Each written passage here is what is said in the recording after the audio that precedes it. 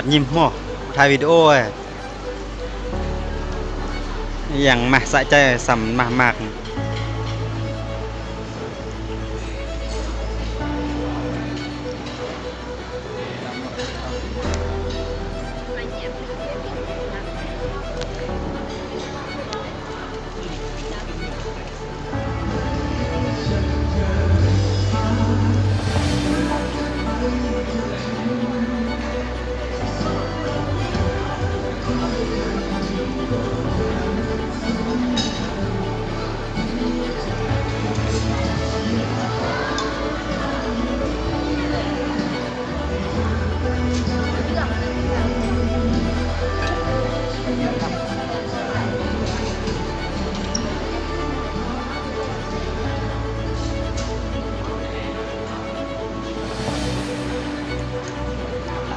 เดะเบิ่งกล้องเลยเดะ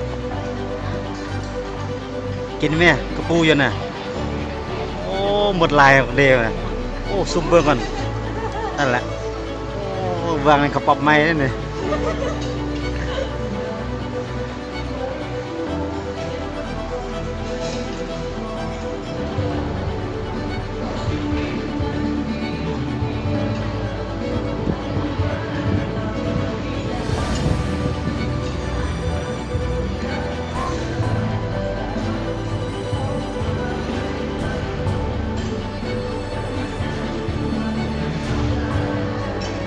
นั่นแหละ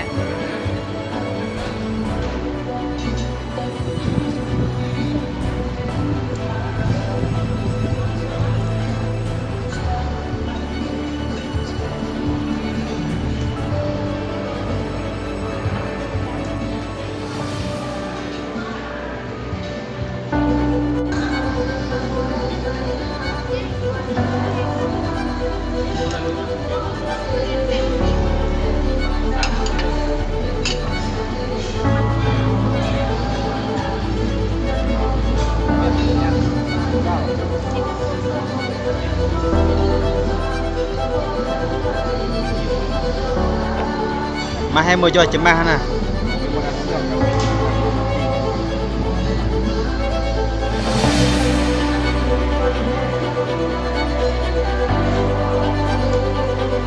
บันทึกกดมามาก